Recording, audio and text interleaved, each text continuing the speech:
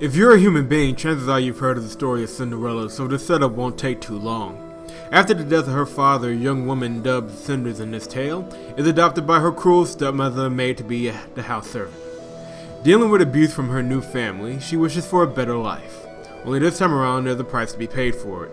If Cinders is going to improve on her condition, it'll take every ounce of her wit and resourcefulness. But is her fate outside of her control? Is everyone around her as she figures him to be?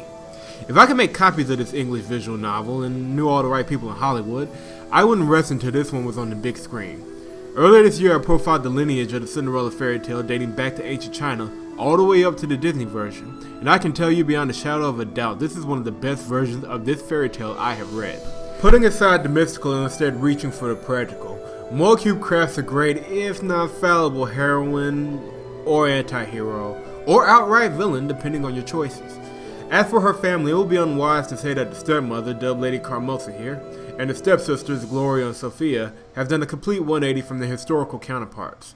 All of the quote-unquote antagonists still have an edge to them, but they are closer to what women of their time period would have been like instead of evil for the sake of kicking Cinders around.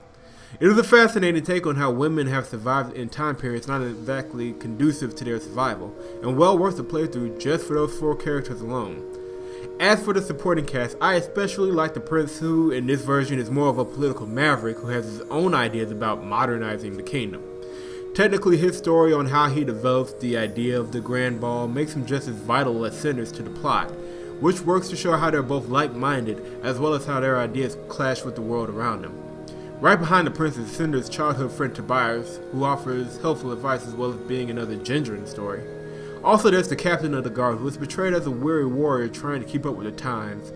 And of course, it wouldn't be a fairy tale without fairy godmothers. Cinders has 2, Madame Geta as well as the Fairy of the Lake. I like how they were both handled and how grounded they were despite the more mystical nature to their characters. Though if I had a choice of which one to pick as a favorite, I would have liked to see more of Madame Geta's backstory, if only because she seemed like the most complex of the cast. The Fairy of the Lake holds true to a lot of the older fairy stories that scared the crap out of children before the French and then Disney cleaned them up. So as their connection to Cinders' mother is unraveled, you'll be left with a few more questions about their true nature than answers. However, it's not all stylized perfection. The dialogue can be a bit on the nose sometimes and come across as wooden through the voice in your head. I've heard it described as preachy, and Cinders can come across that way sometimes with her stepsisters. It could have been a bit more subtle in order to let said characters come to whatever conclusion they needed to on their own, instead of just having Cinders spell it out for them and by extension us. But it's not a big problem, it just can get tiring.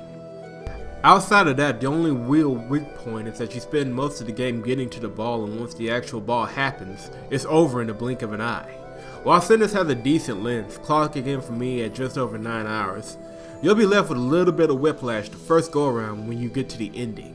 I joked in my first interview with Tom Grochowiak, the head of Moacube, about a possible sequel. After playing through it and respecting the creative intent of everyone involved, I may have to beg for that sequel in order to flesh out 1 or 2 endings that could be entirely new stories on their own. Presentation-wise, this is hands down the best looking English visual novel you will play in 2012.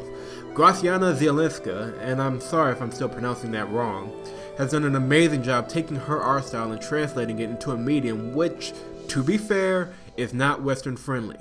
All of the characters look great, all of the backgrounds are beautiful, and the fact that there is not prints or an art book of Cinders is a crime against humanity. But I can say the same thing for the soundtrack.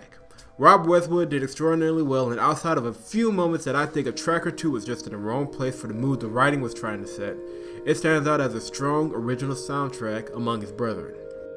Cinders should be on the shelf of your local gaming outlet. It should cost as much as a standard Nintendo 3DS game.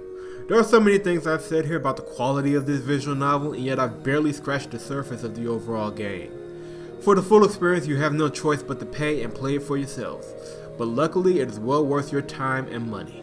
I give Cinders a 10 out of 10, a perfect score. To purchase your downloadable copy, go to moacube.com.